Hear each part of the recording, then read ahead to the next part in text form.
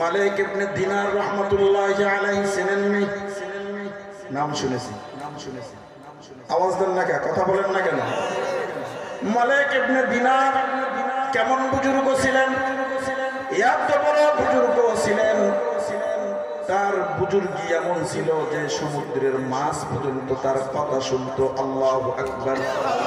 সমুদ্রের মাছ কথা শুনতো, ফেরেশতার কথা সে শুনতো। সুবহানাল্লাহ কবেন না?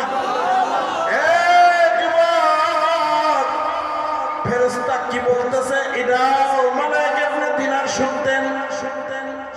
এই মালিক ইবনে দিনার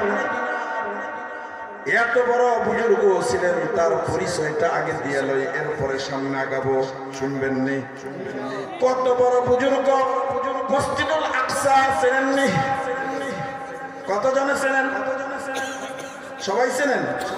জেরুজালেম যেই মসজিদ, এই ইহুদি ইসরাইল দখল করে নিয়ে আসে, এই জেরুজালেম মসজিদের আকসার ভিতরে আল্লাহর ওলি তাহাজ্জুদ পড়তেছে। তাহাজ্জুদের মধ্যে দাঁড়িয়ে তাহাজ্জুদ পড়তেছে, কিন্তু এক ফেরেশতা আরেক ফেরেশতাকে বলতেছে, এ আল্লাহর ফেরেশতা, ওই যে লোকটা তাহাজ্জুদে দাঁড়িয়েছে, চেননি? লোকটাকে চেননি? এই ফেরেশতা বলতেছে, হ্যাঁ চিনি, নাম হলো মালিক ইবনে দিনার। কয় জাননি? কয় কি যে তার পিছনের ৩-৪ মাসের আমল আল্লাহর দরবারে যায় না, সমস্ত আমলগুলো ঝুলিয়ে রয়েছে। কয় কেন? কয় কারণ হলো মক্কার জমিনের মধ্যে খেজুর কিনতে গিয়ে 2টা খেজুর ফাও খেয়েছে। ফাও কি খেয়েছে? ফাও 2টা খেজুর খেয়েছে। এই 2 ফাও খেজুর খাওয়ার কারণে যেদিন খাইছে ওদিন থেকে তার আমলগুলো আল্লাহর দরবারে যায় না। এরকম লোক আছে না নাই? বাদাম আলারে জিজ্ঞেস করে, এ বাদাম কত? 3-4টা খাওয়া শেষ। কথা কয় না?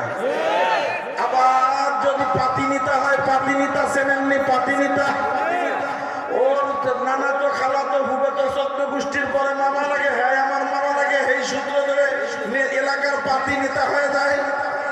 আছে না নাই?